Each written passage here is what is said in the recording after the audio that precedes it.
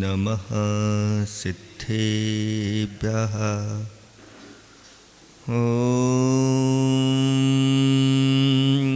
नमः सिद्धेभ्यः। नमः सिद्धेभ्यः। मंगलम भगवान वीरो मंगलम गौतमो गणी मंगलम कुंदकुंदाद्यो जैन धर्मोस्तु मंगलम सर्वमंगलमांगल्यम सर्वकल्याणकारकम प्रधानं सर्वधर्माणां जैनं जयतु शासनम्। मुक्तामुक्तैकरूपो यः कर्मभिः संविदादिना अक्षयं परमात्मानं ज्ञानमूर्तिं नमामि तम्। देवादिदेवी खजराट कैवल्य कबलापति श्री आदिनाथ भगवान की। देवादिदेवी खजराट घाटोल के बड़े बाबा श्री वास्तु पूज्य भगवान की। देवादिदेवी खजराट वर्तमान शासनक महावीर भगवान की जय। परम पूज्य स्वाट आचार्य पिबर श्री अकलंक स्वामी महामराज की जय। परम पूज्य स्वाट आचार्य पिबर गुरुवर श्री विद्यासागर जी महाराज की जय। 3 कम 9 करोड़ मर्यादों की। बोले मुनि विमल सागर जी महाराज की। बोले मुनि संघ की जय। पाठ करेंगे। सोस्त्यात्मा सोपि योगोऽयं कृमाद्धेतु फलावह यो ग्राह्यनाद्यन्तः स्थित्युत्पत्तिव्ययात्मका प्रमेयत्वादिभिर्धर्मैः रचिदात्मा चिदात्मकः ज्ञानदर्शनतस्तस्मा चेतना चेतनात्मका ज्ञानाद् भिन्नो न चाभिन्नो भिन्ना भिन्ना कथंचन ज्ञानं पूर्वापरिभूतं सोऽयमात्मेति कीर्तिता सुदेहप्रमितश्चायं ज्ञानमात्रोऽपि नैव सः ततः सर्वगतश्चायं विश्वव्यापी न सर्वथा नानाज्ञानस्वभावत्वा देको नेकोऽपि नैव सः चेतनैकस्वभावत्वा देकानेकात्मको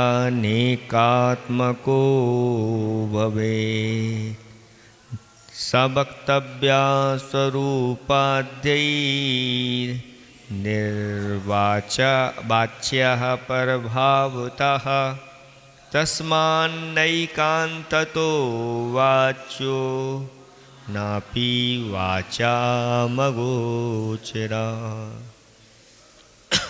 नहीं हुआ है, 7 हो गए थे।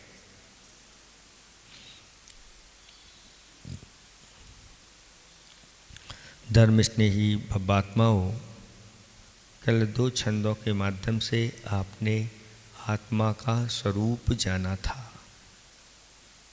6वें नंबर के छंद में कि आत्मा अनेक स्वभाव वाली भी है और एक स्वभाव वाली भी है। इस आत्मा को जान करके अच्छी तरह से उसका श्रद्धान करना चाहिए, साथ साथ में उस आत्मा की भावना भी करना चाहिए। समय सार ग्रंथ में आचार्य भगवंत कुंद कुंद स्वामी बार बार कहते हैं कि हे भवात्मन, इस आत्मा की निरंतर बार बार भावना कर। बार बार भावना करने से वैसे संस्कार तुम्हारे होंगे। अनादिकाल से अन्य चीज़ों के संस्कार इस आत्मा के ऊपर पड़े हुए हैं और इतनी अनंतों बार संसार संबंधी हमने भावनाएं भाई। पंच इंद्रियों के विषयों की भावना और कसायों, क्रोध, मान, माया, लोभ आदि आदि पंच पापों की भावनाएं, अनेक प्रकार की जो भावनाएं हमारे लिए संसार में ही बना करके रखती है। वो संस्कार ऐसे पड़े हैं आत्मा के ऊपर कि कोई पुरुषार्थ नहीं करना पड़ता और बैठे बैठे खोटा चिंतन, इधर उधर का चिंतन, जिनसे हमारा कोई लेना देना नहीं, ये सब चीज़ें बार बार आ जाती हैं। लेकिन बैठे बैठे अच्छा चिंतन सहज में आ जाए उसके लिए तो तैयार करना पड़ता है। कोई श्लोक, गाथा आदि आदि कुछ ना कुछ विषय तैयार करो, नहीं तो फिर दिमाग ही नहीं चलता। और क्या, वहाँ ज़्यादा समय जो है भावनाएं अपने आप में बहुत महत्वपूर्ण हुआ करती है। अब भावनाएं कैसी करना, तो शुभ भावनाएं भी हैं, अशुभ भावनाएं भी। अशुभ भावनाएं संसार की कारण हैं और शुभ भावनाएं मुक्ति के लिए कारण बन जाती हैं। जागृति कैसे आएगी? उसी में जब आनंद आ रहा है। आचार्य जी ने एक दोहा लिखा है, छार छार भर है भरा, रहित सार संसार। संसार कैसा है? सार रहित है और छार छार उसमें भरा हुआ है। फिर भी ये छार छार भी कैसा लगता है? मोह उदय से लग रहा सरस सार संसार। ये मोह ऐसा कर्म है जो नीरस को भी सरस बना देता है, छार को भी वह मीठा मीठा बना देता और उसी में ही आनंद आने लग जाता है। यो यत्र निवसन्नास्ते स तत्र कुरुते रतिम्। जो जहाँ रहने लग जाता है उसकी वहीं पर रति यानी राग हो जाता है। और यो यत्र रमते तस्मात्, जो जहाँ रम जाता है तो फिर अन्यत्र न गच्छति, वह दूसरी जगह फिर जाना नहीं चाहता। यही अच्छा लगता है घाटोल में। हमारे पूर्वज भी है ना, कब से 7-8 पीढ़ियाँ हो गई हैं, 700 वर्ष प्राचीन हमारा ये जिनालय है। हमारा मन तो कहीं और नहीं लगता। अरे पीढ़ी तो वो चली गई, लेकिन आप तो इस पीढ़ी के हो, लेकिन फिर भी उस स्थान से विशेष कुछ ना कुछ तो भली राग हो। चाहे जैसे मान लो वासुपूज भगवान हैं और वासुपूज भगवान ने अपने पंचकल्याणक 5 कहाँ किए? उनने नहीं किए। उनके कल्याणक 5 वहीं चंपापुर में ही मनाए। तो कुछ ना कुछ उस भूमि का विशेष पुण्य होगा या पूर्व का कुछ ना कुछ तो संबंध होता है। ऐसा हो भी नहीं भी हो, लेकिन भव्य जीवों के पुण्य के उदय से बार बार भगवान महावीर स्वामी का समोषण उधर विपलाचल आदि पर्वत पर आया। इतनी बार आया, बार बार कई महाराज आ जाते हैं उसी नगर में, तो कुछ ना कुछ तो रहता है। ये संस्कार रहते हैं, कोई ना कोई संस्कार के माध्यम से वसी। तो आचार्य भगवान कहते हैं कि बार बार अब आत्मा की भावना कर। मैं ये हूँ, मैं लालावत हूँ, मैं धीरावत हूँ, मैं ये हूँ, ये हूँ। तो ये संस्कार तो ऐसे पड़ गए हैं कि कोई पूछा, उसने थोड़ा सा ही पूछा और मुख से तुरंत निकल जाता। मैं मनुष्य हूँ आदि, मैं पुरुष हूँ, मैं स्त्री हूँ आदि आदि। जिस पर्याय में जाता है उसको ही अपना मान करके यह जीव बस उसी में ही रत हो जाता है, लेकिन अपने स्वरूप की ओर उसकी दृष्टि नहीं जा पाती। तो यहाँ पर कहा जा रहा है कि बार बार उस आत्मा की भावना करो।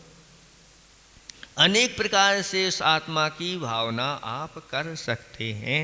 यहाँ पर ऐसे ही समय सार ग्रंथ में भी कहा बार बार, हे भव्यात्मन भावना करो, भावना करो, भावना करो। भावना यार, भावना का अर्थ मैं ऐसा हूँ, ऐसा हूँ, शुद्ध बुद्ध एक स्वरूप आत्म स्वरूप हूँ, ज्ञाता दृष्टा हूँ, ज्ञायक हूँ आदि आदि, नित्य हूँ, स्वयं समय हूँ आदि आदि। ऐसी भावना करने से आत्मा फिर धीरे धीरे वो संस्कार जगते हैं और वह बढ़ता चला जाता। इस प्रकार की भावना से इधर ज़्यादा भावना करते हैं, वो भावना गौण होती चली जाती हैं, ये भावनाएं प्रबल होती चली जाती हैं और फिर धीरे धीरे आत्मा अपनी ओर आने लग जाता है, अपने में ही उसको अच्छा लगने। शुरुआत में अच्छा नहीं लगता, कष्ट का अनुभव करता है, लेकिन जैसे जैसे उसका अभ्यास होता है तो बहुत। पहली बार जो उपवास करता है उसको थोड़ा पुरुषार्थ करना पड़ता है, कष्ट ज़्यादा महसूस होता है। दिन कब निकलता है? दिन तो निकल जाता है लेकिन रात और मुश्किल हो जाती है। ऐसी स्थिति बन जाती है। लेकिन जिनके अभ्यस्त हो जाते हैं तो फिर देखो 5, 5, 10, 15, 15, 16, 16 ये सब हो जाते। ये कैसे होते हैं? तो अभ्यास के माध्यम से होते हैं, ऐसा जानना चाहिए।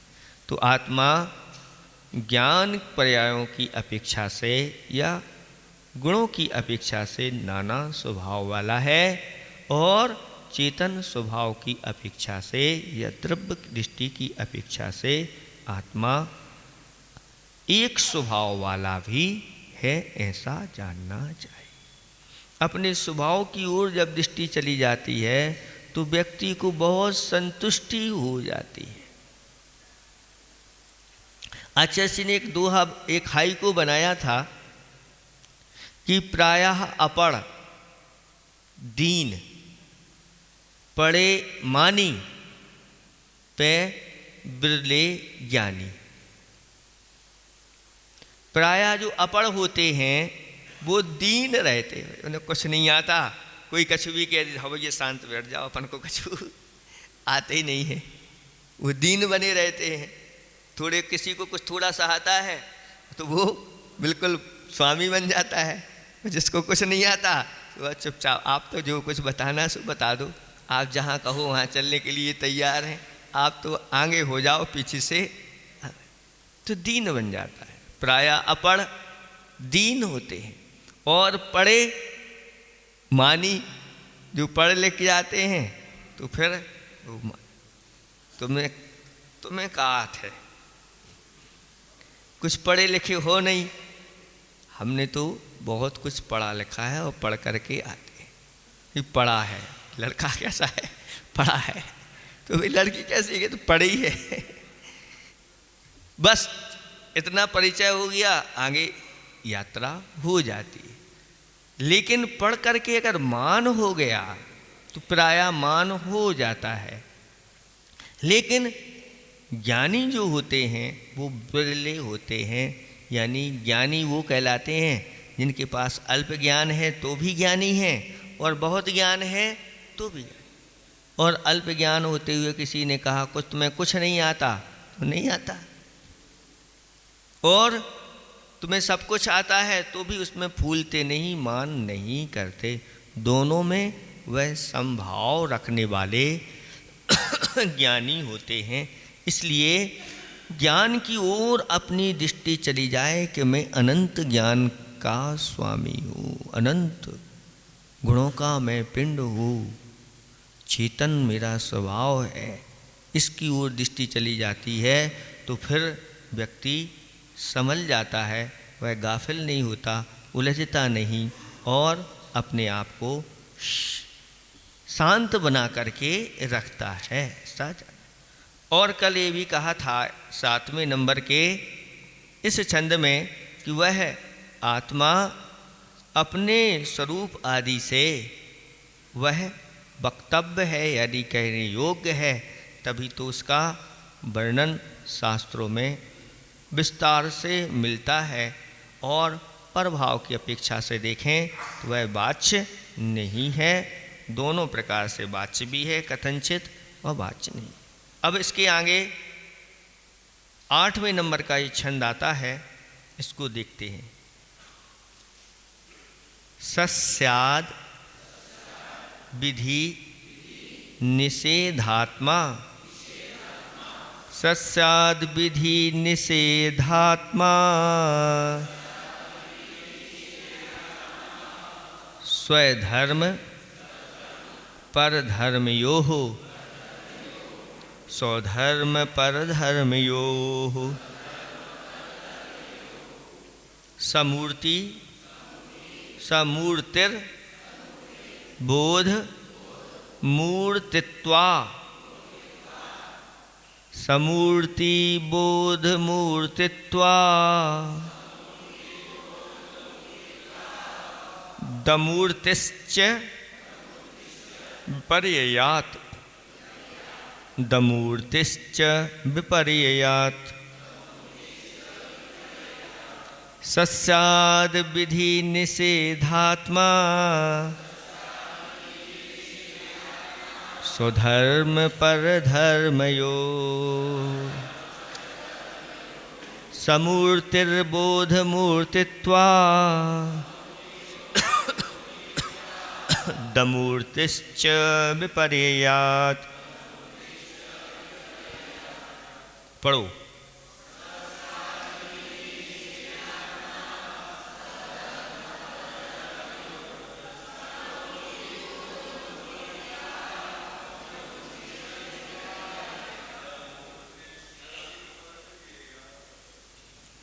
बन गया। अब यहाँ पर आत्मा को विधि निषेधात्मक बतलाते हुए आत्मा का स्वरूप बता रहे हैं।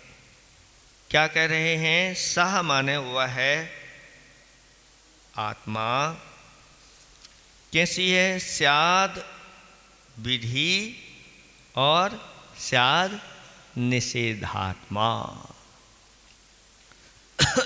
कथनचित वह विधि आत्मक है और कथनचित निषेधात्मक। सात माने होता है। वह आत्मा विधि का अर्थ होता है अस्ति रूप और निषेध का अर्थ होता है नास्ति रूप। कैसे होते हैं? तो वह स्वय धर्म पर धर्मयोः, अपने धर्म या स्वभाव की अपेक्षा से तो वह विधि आत्मक है, विधि रूप है, और परधर्म की अपेक्षा से वह आत्मा निषेध रूप हुआ करती है।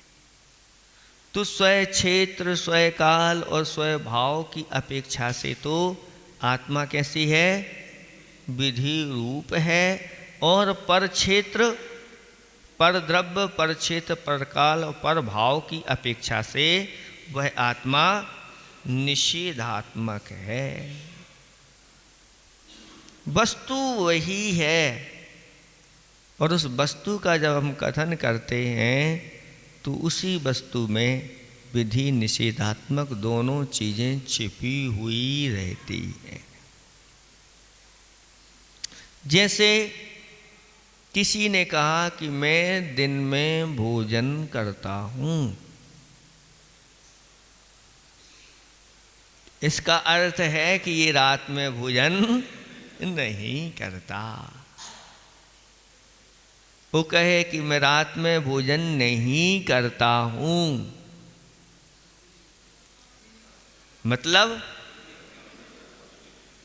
तो जिसमें जो विधि कही जा रही है उसमें निषेध छिपा हुआ रहता है और ज़्यादा कुछ कहने की या दूसरे वाक्य को कहने की आवश्यकता नहीं होती और लोग दूसरे पक्ष भी समझ लेते हैं कि मैं पुरुष हूँ तो पुरुष है तो स्त्री नहीं, मैं स्त्री हूँ तो पुरुष नहीं।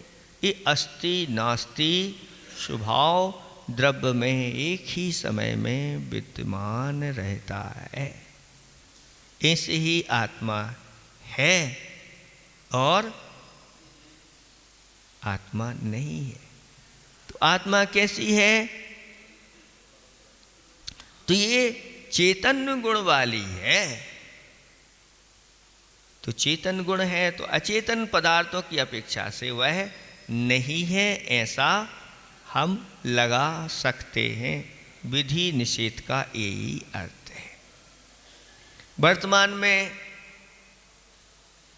इस प्रकार से आप लोगों को उपदेश दिए जाते हैं कि भैया हमें हमेशा हमेशा सकारात्मक बनना है, नकारात्मक नहीं बनना। तो इसका अर्थ सर्वथा सकारात्मक नहीं लगाना। सकारात्मक का अर्थ जो हमारे लिए हितकारी है, दूसरे के लिए भी हितकारी है, ऐसे जो कार्य होते हैं वो सकारात्मक कार्य कहलाते हैं। लेकिन कुछ ऐसे कार्य होते हैं जिनके माध्यम से अपना भी पतन हो जाए, दूसरों का भी पतन हो जाए। तो ऐसे पदार्थ हैं, ऐसे कार्य हैं, ऐसे क्रियाकलाप हैं।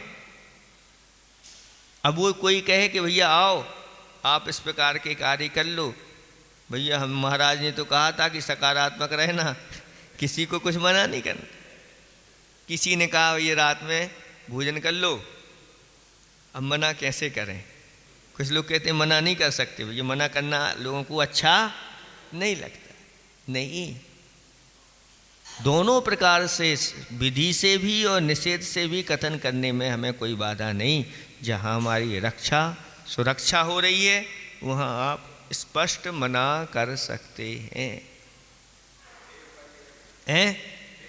हे उपादेय कौन से ग्रहण करने योग्य, क्या कौन ग्रहण नहीं करने योग्य है, ये सब चीज़ें जो हैं वह जान करके आत्मा के स्वरूप को समझना चाहिए। तो वह आत्मा विधि रूप भी है और अपने धर्म की अपेक्षा से वह विधि रूप है। जो मेरे अंदर धर्म हैं वो दूसरे जो धर्म हैं उनके समान मैं नहीं हूँ, वो मैं नहीं हूँ। जैसे ये आत्मा, प्रत्येक आत्मा अपना अपना अस्तित्व स्वयं अपना रखता है। तो अपने अस्तित्व की अपेक्षा से मैं हूँ, पर के अस्तित्व की अपेक्षा से मैं नहीं हूँ, और जो पर है वो मैं नहीं हूँ। ऐसा फिर कहा तो जाता है कि जो भगवान है वह मैं हूँ, जो मैं हूँ सो है भगवान, जो है भगवान सो मैं हूँ। ये कहने की बात अलग चीज होती है, लेकिन कभी एक आत्मा दूसरी आत्मा रूप नहीं होती। दूसरी आत्मा उस और दूसरी आत्मा रूप नहीं। हाँ, उनमें जैसे गुण विद्यमान हैं शक्ति रूप में, वैसे मेरे अंदर भी विद्यमान है। ये उसमें विवक्षा यहाँ पर ऐसी लगाई जाती है। लेकिन यहाँ चेतन की बात है तो चेतन जैसा चेतन तो हो जाता है, लेकिन और जो अचेतन आदि हैं, पुद्गल आदि हैं, वैसा तो मैं नहीं हूँ। उनके गुणधर्म अलग हैं और हमारे गुणधर्म अलग हैं, भिन्न हैं। पुद्गल में जो है स्पर्श रस गंध वर्ण आदि ये गुणधर्म होते हैं, और चेतन में इस प्रकार के गुणधर्म आदि नहीं होते। ये भी अपेक्षा से है, एकांत से सर्वथा नहीं। कथनचित ये भी स्वीकार कर लिए जाते हैं। अभी पिछले बार बता करके आप लोगों को आए हैं। और अभी यहाँ पर भी और आने वाला है, उसके अनुसार भी आपको यहाँ समझ लेना चाहिए। यहाँ पर और भी कहा जा रहा है एक साथ साथ में, ये तो होगा अस्ति नास्ति स्वभाव, विधि और निषेध स्वभाव। शास्त्रों में दोनों प्रकार से वर्णन मिलता है, कहीं विधि परक मिलता है और कहीं निषेध परक मिलता है। जैसे 5 महाव्रतों को तुम धारण करो, ये क्या हो गया? विधि परक हो गया। 5 व्रतों को धारण करना व्रत है, और 5 पापों का त्याग करना भी व्रत है। 5 पापों का निषेध किया जा रहा है। हिंसा अंतस्ते या ब्रह्म परिग्रहेभ्यो विरतिर व्रतिम, इनसे व्रति का नाम व्रत है। और अहिंसा, सत्य, अस्तेय, ब्रह्मचर्य और अपरिग्रह, इन व्रतों को धारण करना भी व्रत है। ये विधि पूर्वक हो गया और उधर निषेध पूर्वक हो गया। तो उसमें कथन किस अपेक्षा से कहा जा रहा है, इसको समझ लेना चाहिए।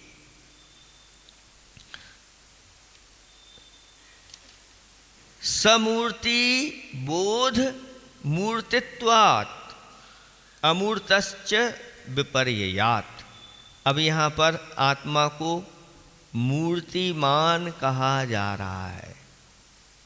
वैसे पढ़ने में तो यही आता है, आत्मा कैसा है? अमूर्तिक है। कैसा है? अमूर्तिक। लेकिन एकांत से अमूर्तिक नहीं, मूर्तिमान भी है। तो मूर्तिमान कैसे है? बोध मूर्तित्वात्, ज्ञान मूर्ति होने से, ज्ञान स्वरूप उसका एक मूर्ति स्वरूप को भी मूर्ति कहा गया है। तो ज्ञान स्वरूपी होने के कारण से यह आत्मा मूर्तिमान है। अब सिद्धों को भी मूर्तिमान हम स्वीकार करने में कोई बात नहीं। इसलिए ज्ञान शरीरी त्रिविध कर्ममल वर्जित सिद्ध, ज्ञान ही जिनका शरीर है।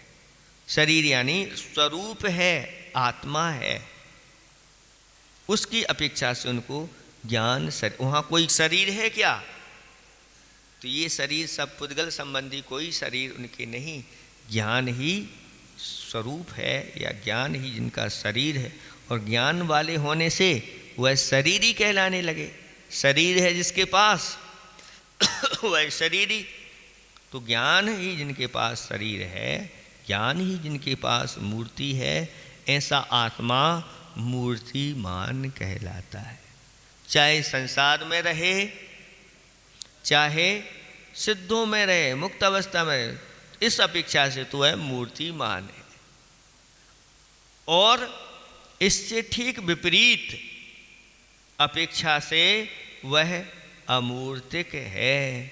यानी ज्ञान मूर्ति की अपेक्षा से ना लगा करके उसको हम संसार की अपेक्षा से लगाएं, तो संसार में वह पुद्गल के साथ उसका संबंध होने के कारण से वह मूर्तिकार हो जाता है, या जिस पर्याय में जाता है उस आकार का हो जाता है। मनुष्य में होता है तो मनुष्य आकार हो जाता है, देव में जाता है तो देव का आकार हो जाता है, त्रियंचों में जाता है तो त्रियंचों का आकार हो जाता है, और नरकों में जाता है तो नरकाकार हो जाता है। तो यहाँ पर कहा जा रहा है कि ज्ञेय पदार्थों का आकार ग्रहण करने वाला यह साकार एक ज्ञान गुण है। ज्ञान गुण को साकार माना है, ज्ञान गुण को साकार। साकार का अर्थ होता है वह उसका कोई ना कोई आकार है, यानी पकड़ में आ जाता है। तो इसकी अपेक्षा से वह मूर्ति स्वरूप हो गया ज्ञान की अपेक्षा से। और अथवा ये भी कहते हैं ना कि आत्मा जो है शरीर प्रमाण है ना। अब शरीर में रहेगी आत्मा, तो शरीर में रहेगी तो जितना शरीर है उतनी आत्मा हो गई, तो आत्मा में ज्ञान कहाँ रहेगा? पूरा का पूरा। तो ज्ञान भी शरीर प्रमाण हो गया। छोटी शरीर में गया तो छोटे शरीर प्रमाण हो गया, बड़े में गया तो बड़े प्रमाण। और अगर जानने की अपेक्षा ले लें तो लोकालोक प्रमाण वह भी हो जाता है। अनेक प्रकार के आकार बन जाते हैं। लेकिन यहाँ पर कहा जा रहा है कि इसके विपरीत ज्ञान गुण के सिवाय जो निराकार दर्शन है, ये दर्शन कैसा है? निराकार है, यानी इसमें कोई आकार प्रकार नहीं आता, सामान्य सत्ता अवलोकन होता है। उसकी अपेक्षा से यह निराकार है। अथवा दोनों प्रकार से ले सकते हैं, या मूर्त पुद्गल रूप ना होने की अपेक्षा से आत्मा अमूर्तिक है, और पुद्गल की संगति में आने के कारण से संसार दशा में वह मूर्तिक है, आकार वाला है, ऐसा जानना चाहिए। अगर एकांत से इसको अमूर्तिक आत्मा को माना जाए तो अमूर्तिक के साथ आचार्य भगवान कहते हैं कि किसी प्रकार से अमूर्तिक पदार्थ पर कोई असर पड़ता नहीं मूर्ति का। मूर्तिक पदार्थ क्योंकि जो सिद्ध परमेष्टि हैं, अब उनके ऊपर किसी प्रकार का कोई असर पड़ने वाला नहीं। वहीं पर पुद्गल वर्गणाएं, कार्मण वर्गणाएं, सब वर्गणाएं हैं, लेकिन उनके ऊपर वहीं पर और अन्य जीव भी हैं, उनका भी कोई प्रभाव। और जो शुद्ध द्रव्य हैं, आकाश द्रव्य, काल द्रव्य, धर्म द्रव्य, अधर्म द्रव्य, ये चार शुद्ध द्रव्य हैं। इन शुद्ध द्रव्यों पर भी आज तक कभी भी पुद्गल आदि का कोई, मूर्त पदार्थों का कोई प्रभाव नहीं पड़ा। इसलिए अगर आत्मा को एकांत से अमूर्तिक मान लेंगे तो फिर क्या होगा? फिर वह कभी बंध को प्राप्त नहीं होगा, और बंध को प्राप्त नहीं होगा तो फिर संसार का अभाव हो जाएगा, और संसार का अभाव होगा तो मोक्ष का भी अभाव हो जाएगा। सर्व शून्यता प्रसंगात, सर्व शून्य का प्रसंग आ जाएगा। इसलिए आत्मा के ऊपर प्रभाव पड़ता है मूर्त पदार्थ का। क्यों पड़ता है? क्योंकि ये अनादिकाल से कर्मों से बद्ध है। संश्लेष संबंध आत्मा के साथ कर्मों का दूध और पानी की तरह है, और संश्लेष संबंध होने के कारण से यह आत्मा भी संसार दशा में कथनचित मूर्त है, ऐसा जानना चाहिए। तभी तो प्रभाव पड़ता है अन्य वस्तुओं का। संसार में देखा भी जाता है कि मदरा है, विष है, धतूरा है आदि है, इनके सेवन से जीव की शक्ति का अभिभाव देखा जाता है। यानी इनमें इस प्रकार का मदरा आदि पी लेते हैं तो मूर्छित हो जाते हैं और उन्मत्त हो जाते हैं, पागलों की तरह कुछ भी बकने लग जाते हैं। ये किसका प्रभाव है? तो मूर्त पदार्थ का। किस पे पड़ा? मूर्त पे पड़ा कि अमूर्त पे पड़ा? तो जो मूर्त है पड़ा तो उस पे है, लेकिन शरीर पे पड़ा कि आत्मा पे पड़ा है? तो शरीर है तो मुर्दा है, मुर्दे को भी कुछ खिला पिला दो तो कोई असर पड़ने वाला नहीं। फिर किस पे पड़ा? आत्मा के ऊपर पड़ा। तो आत्मा है, उसके साथ साथ शरीर है, तो शरीर पर भी पड़ता है और आत्मा भी पड़ता है, दोनों के ऊपर।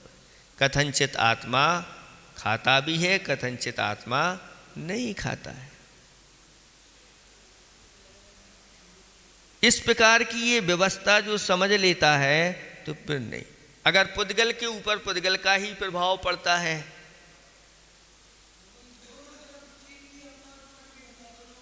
तो यही तो है चित्रपट अपना, जब तो सिक्का चलता है।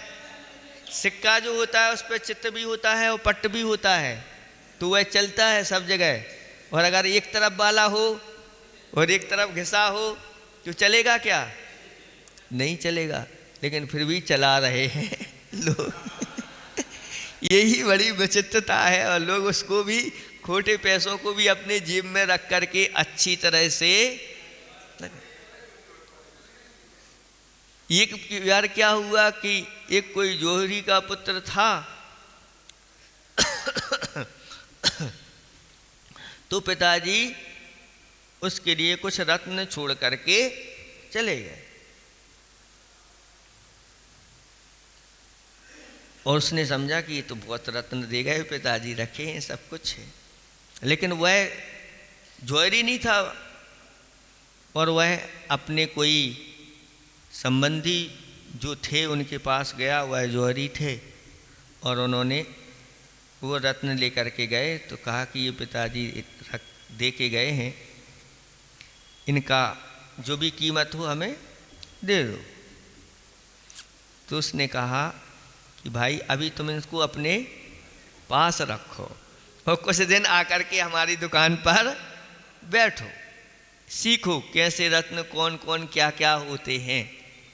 और जब वो दुकान पर बैठा और उसने सब सीख लिया और फिर अपने रत्न देखे, तो कहते अरे ये तो सब नकली हैं, इनकी कोई कीमत है। लेकिन हम तो संभाल करके ऐसे रखे थे कि बिल्कुल किसी की नज़र भी ना पड़े। ऐसी दशा हो जाती है, जब तक ज्ञान नहीं होता तब तक ये चलती रहे। लेकिन जैसे ही शास्त्रों का ज्ञान होता है तो फिर सब समझ में आ जाता है कि मैं कौन सी आत्मा हूँ, संसारी हूँ कि मुक्त हूँ, और ये शास्त्रों में कथन किस अपेक्षा से कहा गया है, आदि आदि। कुछ चीज़ें ऐसी होती हैं जो शक्ति को देख करके वह कही जाती है, और उन शक्ति में इस प्रकार की आगे जाकर के व्यक्ति होने की भी क्षमता पाई जाती है। और कुछ ऐसी भी शक्तियाँ होती हैं ऐसे जीवों में जो कभी व्यक्त भी नहीं होती, क्षमता पाई जाती है व्यक्त होने की भी, इस प्रकार की उनके पास योग्यता है, लेकिन कभी व्यक्त नहीं होती। ऐसी भी स्थिति होती है। भव्य और अभव्य को देख लो। अभव्य के पास शक्ति तो विद्यमान है, लेकिन उसकी कभी व्यक्ति उस प्रकार की रत्नातर रूप नहीं होना।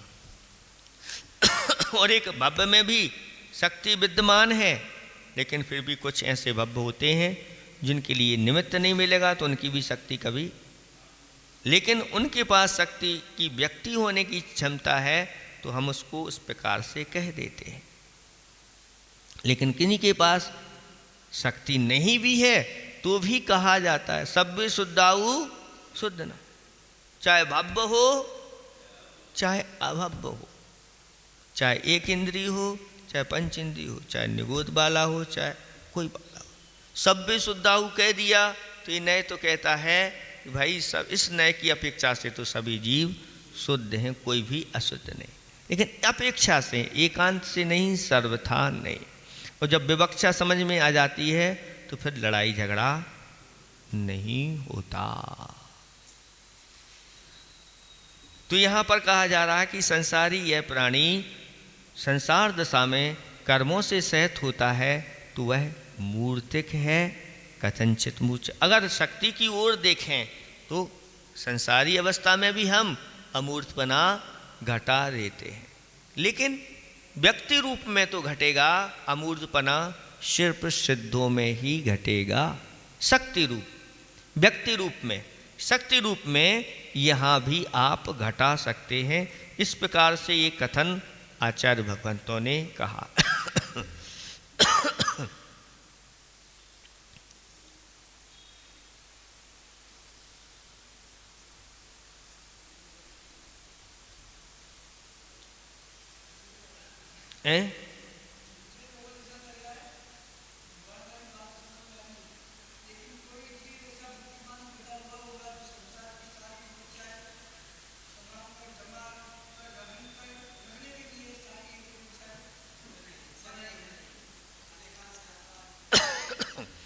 थे सारी व्यवस्थाएं, किसने बनाई? तो ये अनादिकाल से हैं, लेकिन बताने वाले जो हैं वह सर्वज्ञ हुआ करते हैं। सर्वज्ञ के द्वारा कहा है तो हमारे लिए मान्य है। लेकिन जो सर्वज्ञ नहीं है और वह कह देता है तो कहते छद्मस्त की वाणी नहीं।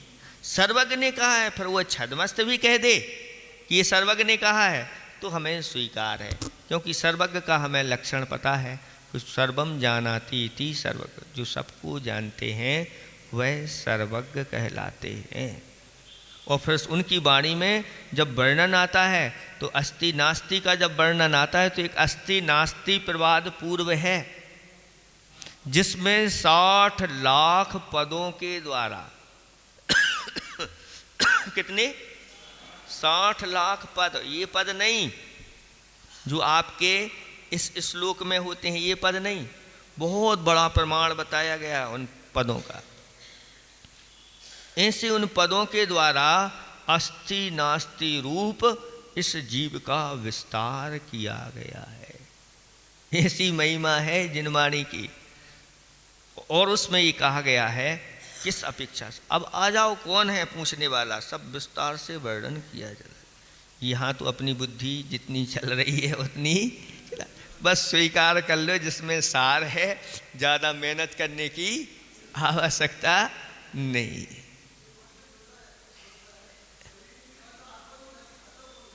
हाँ, अब देखो, अब शंका बैठी थी, ये पूछना तो था। आप लोग सुन तो लेते, अब शरीर भी नहीं खाता और आत्मा भी नहीं खाता, तो फिर खाता कौन है? कोई तीसरा व्यक्ति कोई खा जा। एक बार क्या हुआ कि राजा के यहाँ अच्छे अच्छे पकवान बने, रसवती यानी जलेबी और इमरती जो होती हैं जिनमें रस भरा जाता है। और भोजन की वेला का समय था और उसकी सुगंध जो है ना बाहर तक फैल रही थी। वहीं से एक चोर निकला और उसको वह सुगंध आ गई, और वह चोर जो था वह अंजन लगा करके चोरी करता था, अदृश्य होकर के चोरी करता था। तो उसने कहा ये तो बहुत अच्छा है, अब ये तो मुझे मिठाई खाना है। और उसने अपने अंजन का प्रयोग किया और अदृश्य होकर के, और राजा के लिए जैसे ही भोजन परोसा गया तो राजा तो थोड़ा बहुत खा पाया और साथ साथ में फटाफट सामान हो गया। अब राजा जो धीरे धीरे, अब प्रतिदिन का उसका यही काम हो गया कि राजा के लिए अच्छा अच्छा भोजन बनता और वह राजा खा ही नहीं पाता। अब राजा इस प्रकार के लज्जित होता हुआ वह दुबला हो गया कि राजा के लिए प्रतिदिन अच्छा अच्छा भोजन परोसा जाता है, तो फिर राजा दुबले क्यों हो रहे? तो अब खाता कौन है? राजा खाता है कि कोई दूसरा खा जाता है? कहीं ऐसे हमारे साथ तो नहीं है। तो आप जब खाते हैं तो आपके शरीर में लगता है, मतलब पक्का तो है कि आप खाते हैं। तो भीतर बैठा हुआ जो आत्मा है वह इस शरीर के माध्यम से खाता है। भीतर बैठा हुआ आत्मा इस शरीर में रहता है और असाता वेदनी कर्म का उदय आता है तो उसको भूख लगती है तो वह अपने हाथ के माध्यम से, जैसे इंद्रियां जो है ना, इंद्रियां देखती हैं, इंद्रियां देखती हैं, आपकी आंखें अच्छी देखती हैं, आंखें देखती हैं कि भीतर बैठा हुआ आंखों वाला देखता है। भीतर बैठा हुआ आत्मा जो है ना इन इंद्रियों के माध्यम से देखता है। इसलिए कहा कि आत्मा जो है, जैसे आपके यहाँ वायर फिटिंग हुई है, उस वायर में भीतर क्या रहती है? करंट रहता है। तो उस करंट के माध्यम से आपके ये पंखे आदि चलते हैं। तो करंट के भीतर करंट है, अगर करंट नहीं हो तो ये पंखे आदि नहीं चले। ऐसे ही आत्मा करंट जैसा है और उस करंट के माध्यम से वह संचालित रहता है। तो आँखें वगैरह जो हैं इसके माध्यम से आँखों से देखता है, कानों से सुनता है। ये कान सुनते हैं,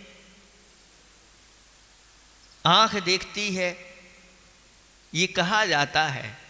लेकिन आँख देखती है तो फिर आँख वाला अगर चला गया तो आँखें तो हैं वहाँ पर,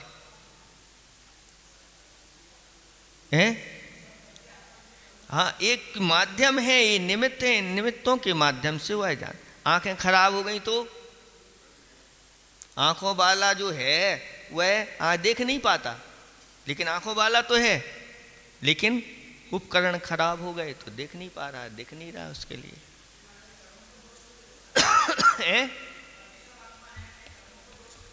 हाँ, वही तो कह रहे हैं, कर्मों को क्यों दोष देते हैं? ना तो पर रोष कर, ना कर्मों का दोष है, अपना अपराधवत खोजा है। क्यों? कुछ लोग जो होते हैं को दूसरों के ऊपर रोष करते हैं। अगर वजनदार हैं, ताकतवर हैं, वो अपनी चलती है तो दूसरों पर चढ़ाई कर देते हैं, डांट देते हैं, पीट देते हैं, कर देते हैं। और अगर कमजोर हुए तो आप क्या करेंगे? अब किसी को नहीं देना, आप उनको तो कुछ कह नहीं सकते, तो अपने को ही कहते हैं ना, स्वयं को कोसने लगते हैं लोग, अपने कर्मों को कोसने लगते हैं, दोष देने लगते हैं। ये कर्म हैं, ये हमारे लिए सताते रहते हैं, हमारे ही पीछे पड़े हैं, जब देखो जब दुखी दुख देते रहते हैं।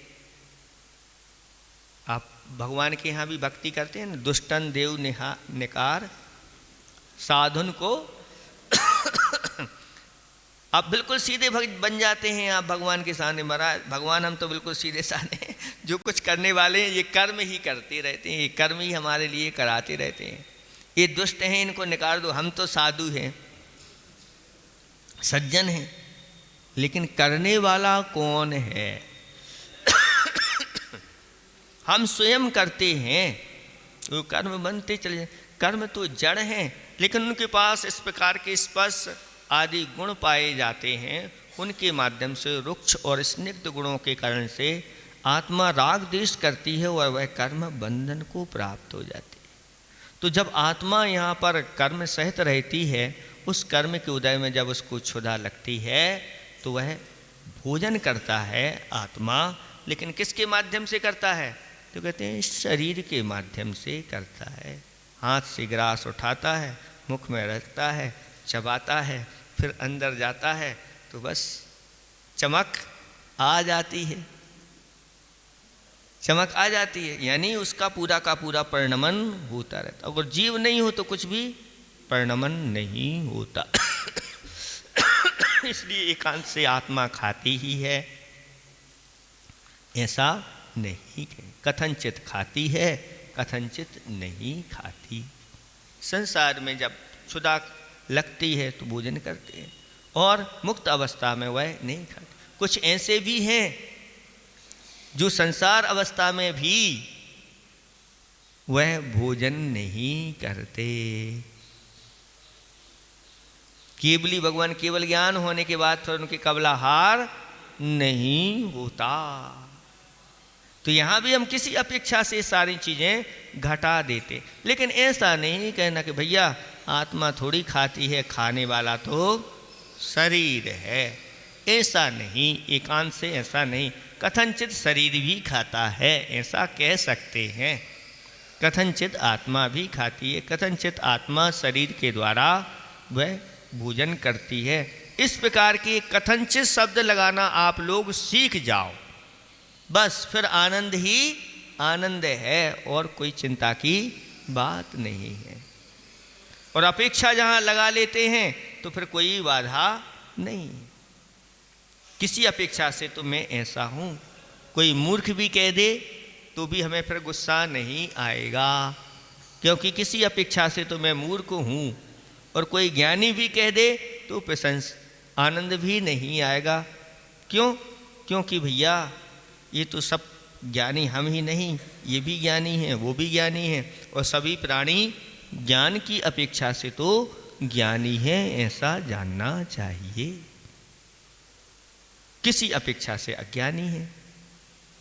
और दोनों को कहें तो मैं इस अपेक्षा से ज्ञानी हूं, इस अपेक्षा से मैं ज्ञानी नहीं हूं।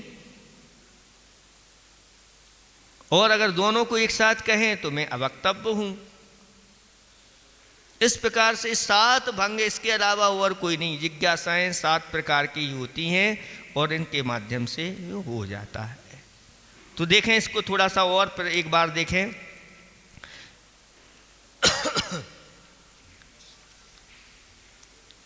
क्या कहा जा रहा है? सह मन वह आत्मा स्वधर्म पर धर्म यो हो, अपने धर्म यानी भाव और पर धर्म कथन में कैसा है? विधि निषेधात्मा, विधियात्मक भी है और जब स्वधर्म होगा तो विधियात्मक है, और जब पर धर्म की अपेक्षा से देखेंगे तो निषेधात्मक होता है। बोध मूर्तित्वात्, ज्ञान मूर्ति होने से समूर्ति यानी आत्मा मूर्तिमान है। चा माने और, विपर्यात विपरीत अपेक्षा से यानी दर्शन की अपेक्षा से लिया जाए तो वह आत्मा कैसा है? अमूर्तिक है, क्योंकि ज्ञान साकार उपयोग वाला है और दर्शन निराकार वाला है, ऐसा लेना चाहिए। अथवा अमूर्तिक शुद्ध दशा की अपेक्षा से वह अमूर्तिक है और संसारी दशा में मूर्तिक है, ऐसा। और किसी नए की अपेक्षा से स्वीकार करें तो सभी जगह सभी अवस्थाओं में भी शुद्ध निश्चय नय की अपेक्षा से तो शक्ति रूप से वह सर्वत्र अमूर्तिक है, ऐसा जानना चाहिए। इस तरह से जान करके आत्मा के स्वरूप की ओर हमें जाना चाहिए। हमें अमूर्त की ओर भी जाना चाहिए। मूर्त से तो हम अच्छी तरह परिचित हैं, ये निरंतर परिचय में आ रहा है, लेकिन इस मूर्त शरीर में बैठ करके फिर अमूर्त आत्मा का चिंतन करना, ऐसे बैठ जाओ कि इस शरीर का भान ही नहीं रहे और निरंतर मन को एकाग्र करके और वही भावना करते रहो, मैं शुद्ध हूँ, बुद्ध हूँ। बस मुख से नहीं बोलना, बैठे बैठे और अपने आप को बस श्वासों के साथ, और मैं शुद्ध हूँ, बुद्ध हूँ, और श्वास भी भूल जाओ, शरीर को भी भूल जाओ, वचन को भी भूल जाओ, सिर्फ आत्मा के ध्यान में कुछ समय के लिए भी मन एकाग्र हो जाता है तो बहुत आनंद की उपलब्धि होती है। इस प्रकार से आत्मा का स्वरूप यहाँ पर बता दिया। समय आपका हो गया है। बोलो वासुदेव भगवान की जय। सुनो थोड़ा सा रह गया, वो कहानी तो रह गई थोड़ी सी, उसको सुना के पूरी कर देते। 1 मिनट और रुक जाओ।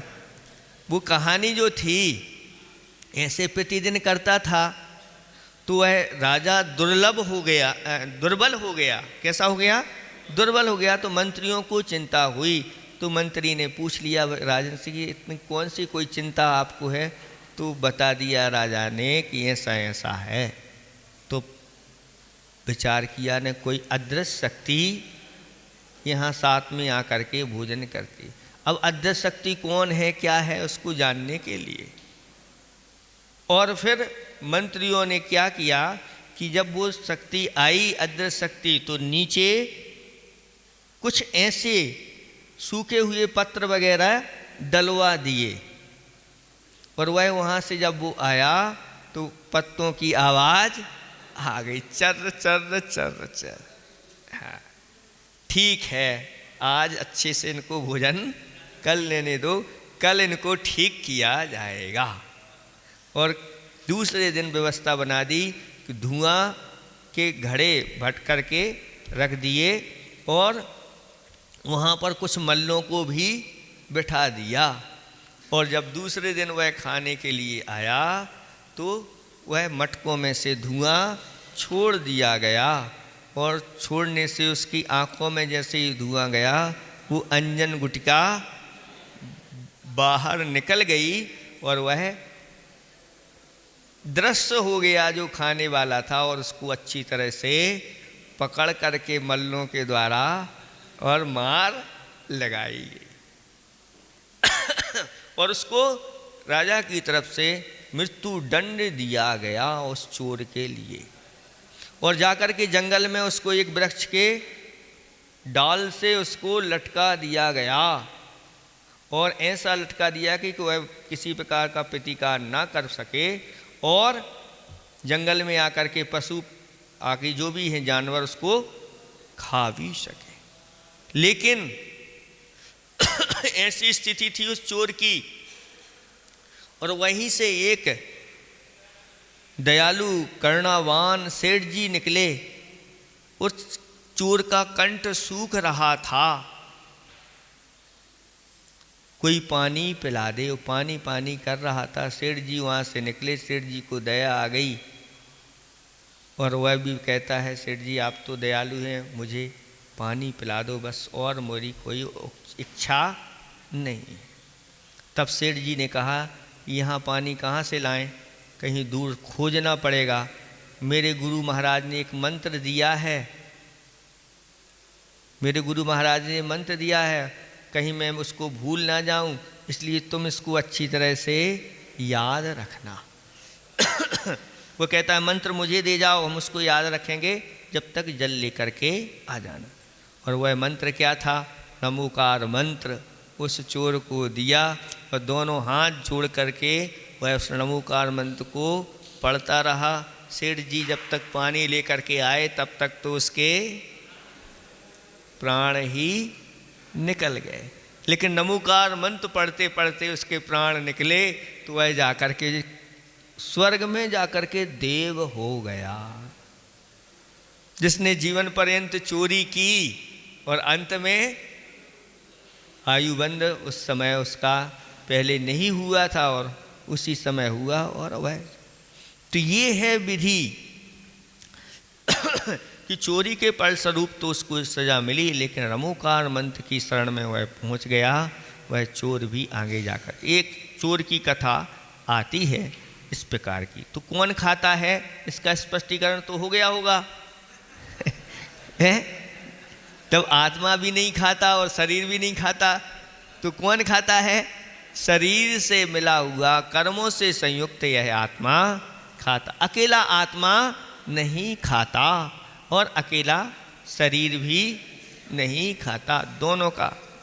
देखो एक कृति आई है आचार्य श्री जी की है, ये हाइको कृति है और इसमें बहुत सारे 600 से ऊपर भी हाइको छंद हैं।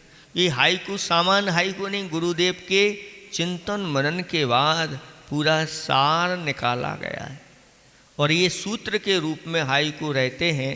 और ये एक पुस्तक निकली है और इसमें प्रतियोगिता रखी गई है। ये प्रतियोगिता जो है वह प्रतियोगिता सीधी सीधी उसमें जो आचार्य भगवंत का जो है ना 28 तारीख है, 28 तारीख को इसको आपको परीक्षा देना है। अगर कोई देना चाहे इसको पढ़ करके तो आप इस पुस्तक को ग्रहण कर सकते हैं। आज का दिन है और कल का दिन है। 27 आकर्षक पुरस्कार भी इसमें रखे गए हैं। कोई अगर पढ़ करके परीक्षा देना चाहे तो पुस्तक यहाँ से ले सकते हैं। 2 दिन का समय है, अगर भाग लेना है तो ले लो, किसी को चाहिए हो तो पुस्तक ले सकते। जिसको परीक्षा देना उसके लिए पुस्तक है, सामान्य लोगों के लिए नहीं। हाँ ले जाओ। आजकल सीधा यहाँ तो मोबाइल से काम चलता है ना, इसमें दिया है, सब जानकारी दी गई है उसमें।